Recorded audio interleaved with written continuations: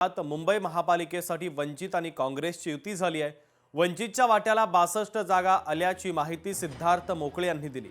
आगामी काळात मुंबईचा महापौर बहुजनांचा असेल, वंचित बहुजन आघाडीचे सिद्धार्थ मोकळे यांनी विश्वास व्यक्त केला। सध्या आपल्यासोबत सिद्धार्थ मोकळे, वंचित बहुजन आघाडीचे नेते प्रवक्ते।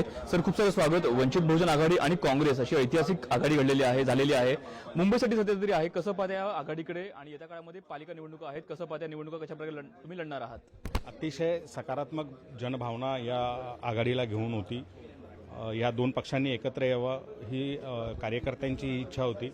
काँग्रेस प्रदेशाध्यक्ष हर्षवर्धन सपकाळ यांनी अतिशय सकारात्मक पावलं उचलले, त्याला सकारात्मक प्रतिसाद ॲडव्होकेट बाळासाहेब आंबेडकरांनी दिला आणि आज ही आघाडी घडून आलेली आहे। आणि ज्या पद्धतीचं एक माहोल दोन्ही कार्यकर्त्यांमध्ये निर्माण झालेला आहे या आघाडीमुळे, तो या निवडणुकीमध्ये चमत्कार घडवेल आणि मुंबईचा महापौर हा काँग्रेस आणि वंचित बहुजन आघाडीच्या माध्यमातून निर्माण झालेल्या या आघाडीचा असेल। आता कसं समाधान सगळ्याच पद्धतीचं म्हणजे संपूर्ण समाधानी आपण कधी होत नाही, कारण आम्ही ज्या 70 जागा मागितल्या त्यातल्या अनेक जागा या आम्हाला सोडाव्या लागलेल्या आहेत। आमच्या कार्यकर्त्यांनी अतिशय मेहनत घेतलेली त्या जागांवर, पण कुठेतरी एका ठिकाणी येऊन आपल्याला समेटाला यावं लागतं आणि कॉमन मिनिमम प्रोग्राम हा ठरवावा लागतो। त्या पद्धतीनं आम्ही दोन्ही पक्ष हे 62 जागांवरती आता एकमत केलेलं आहे आणि पुढच्या निवडणुकीसाठी आम्ही तयारी करत आहोत। महाराष्ट्रभरात सुद्धा वंचित बहुजन आघाडीचं एक प्रचंड वातावरण तयार झालेलं आहे चांगलं। तुम्ही कॅमेरामन प्रतीकसह भूषण शिंदे, लोकशाही मराठी, मुंबई। जी महत्त्वाची बातमी आपण पाहूयात। मुख्यमंत्री देवेंद्र फडणवीस केंद्रीय मंत्री नितीन गडकरी यांच्या नागपुरातील निवासस्थानी पोहोचले। नागपूर महापालिका निवडणुकीच्या संदर्भात महत्त्वाची बैठक आहे। याआधी सुद्धा नितीन गडकरींच्या घरी देवेंद्र फडणवीस यांनी भेट देत त्यांच्यासोबत चर्चा केलेली होती।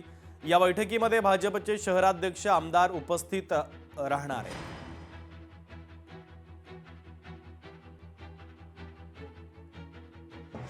तर महत्त्वाची आणि मोठी बातमी आपण पाहतोय, देवेंद्र फडणवीस आता नितीन गडकरींच्या घरी पोहोचलेले आहेत।